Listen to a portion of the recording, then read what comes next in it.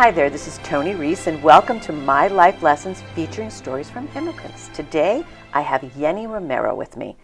Welcome to this project, Yeny. Thank you. So, Yeny, when did you emigrate to the United States, and what country are you from? So, I came to the United States when I was 6 years old, from El Salvador. Yeah, that's about all I could say for that question. Okay, that's fine. And what was the reason that you emigrated from El Salvador? So it's hard to say. It wasn't really a personal choice, I don't think. At the time, it was more of we're going, and that's about it. So when I asked my parents why they wanted to move, one of the main reasons that they gave me, and that kind of influenced the rest of my life, I think, as far as the way I look at the future, they never had the opportunity to get an education. Where they lived in El Salvador, it was always kind of like a cycle where when you get to a certain age, you just either worked at home or you went out to the fields to work. And that was my dad's life, and that was my mom's life, and her parents before her. And I know that part of what contributed for that to happen for them was, I know, the Civil War that lasted for 12 years, that left the country really in bad shape, and then there was an earthquake at the time. So it was things after things that affected the way of living for them, and they didn't want that life for me, is what they tell me. They wanted me to be able to receive an education and continue my education. And so I think that after asking them, that's the reasons that they've given me. At the time, I just knew we were moving to go another place, and that's all. Do you recall from stories from your parents that if it was an easy process for them? I try to ask as many questions as I can. And I know for sure that it was a difficult process for them, leaving behind my grandmother and my great-grandmother and all of their relatives and family members. I know that it's still difficult for them today. My dad, he hasn't seen his mom in 21 years. So for him, every time I look at him and we talk about these kinds of things, that subject, you could see it in his eyes that he misses his country and that he misses his mom. But there isn't a process for him to just go and be able to come back.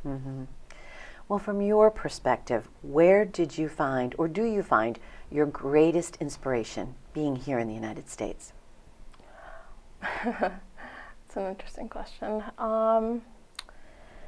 My greatest inspiration, I think I kind of talked about it a little bit earlier. I remember, even from a younger age, I think I loved going to school. No one had to wake me up to go to school.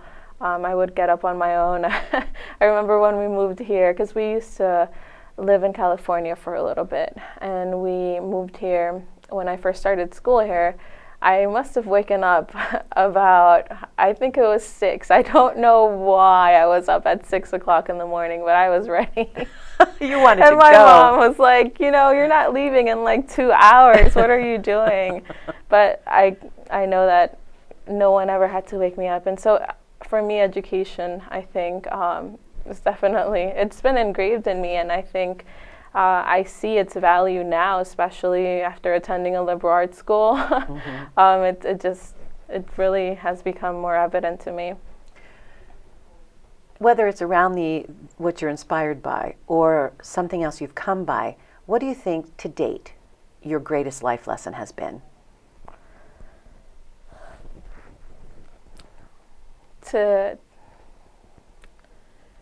My greatest life lesson today.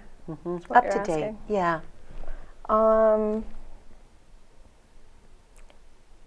I would say there's multiple ones, but I think one that just stands out is that change is inevitable, and that what we decide to do with what's presented to us is up to us. You know, where there's sometimes that situations are out of our control, and they just happen, and whatever we do with what we're presented with, the choices we make affect what the future looks like.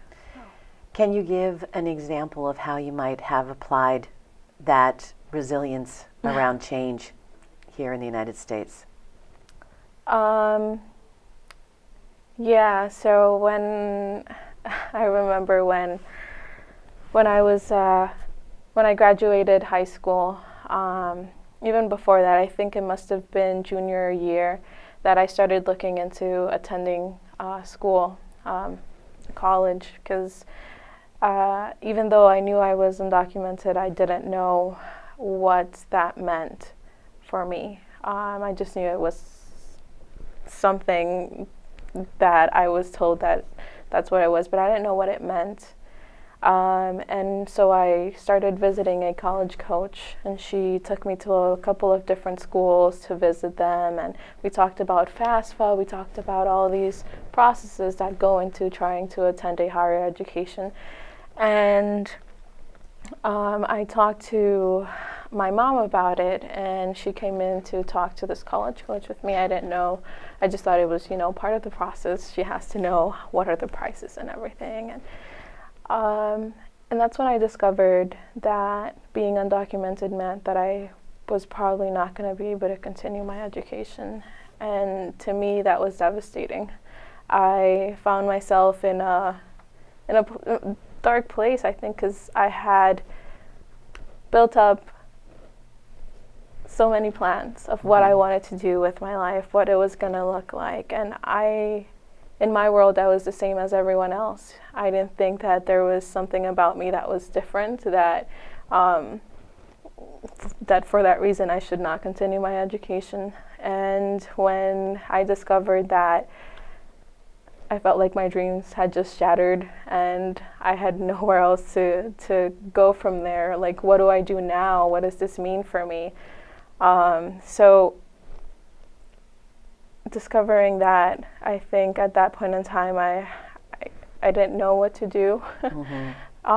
And I knew that was a change for me. I had to change, a lot of things. And how did you overcome that? How did you get around that?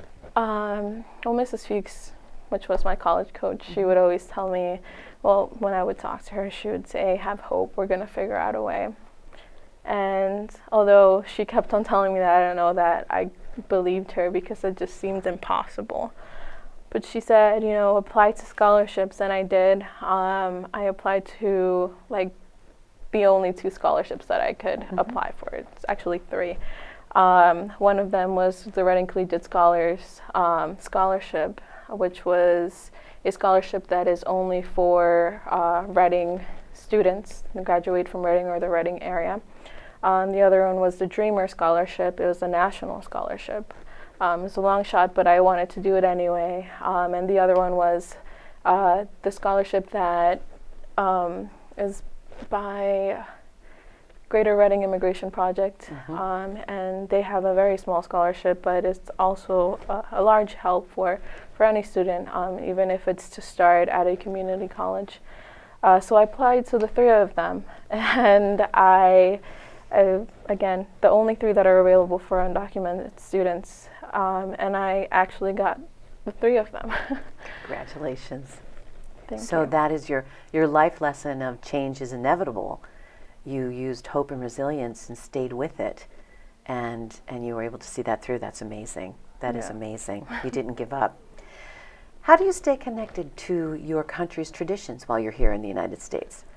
So I think that food is one of the things that keeps me connected to my culture. My parents definitely have traditions that they continue here. I think in El Salvador, religion is a lot more what's the word I'm looking for? It's something that was more present to them there than it is here. like Christmas is such a huge holiday in El Salvador, and there's a lot of different days that are important. And we continue those here, you know, when it's time for those holidays, and the food, it's always there. So what has surprised you the most about being here in the United States? I think one of the things that surprises me the most is when I call to speak to cousins or my grandmother. My cousins especially, they always say that that the tone of my voice and the way I speak is different, that it's not like Salvadorian speak, that the Spanish is in some way different. I guess there isn't that that accent or Salvadorian words that they use that I don't use. So, and they always would say that I'm American when I know that, you know, I was born in a different country, and here I'm not considered American, but they do because of the way that I speak. So it surprises me every single time. So what has brought you the greatest joy being here? The greatest joy. Wow. Those are, because I don't know that when, I don't know, it's hard to apply, you know, the greatest to. Well, your greatest to date, because you're going to have a lot more joy. Let me see. I'm wondering if it's around education that you're able to do so. Yeah, I would say so. I definitely say that when I discovered that I did get the Reading Collegiate Scholars Scholarship, I think I was the most joyful because I thought that was a dream that I could no longer pursue, and I'm here, you That's know, fantastic. Studying. So we've got one more. So please describe in one sentence what being here means to you. Being here in the United States means that because I've grown up here, this is my home. I don't see a future where I live somewhere else. I mean, everything I've envisioned is built around the people that I've grown up with, the friends that I have now, and it just means that I plan to contribute to the community that raised me, and so that's what it means to me, that I'm a member of this community. Yes, as much as anyone else. Yeny, thank you so much for this beautiful interview, and thank you for being brave enough to show up for the project. Thank you. Thank you. These life lessons are made possible in part by Lions and Hole site contractors and by White Star Tours.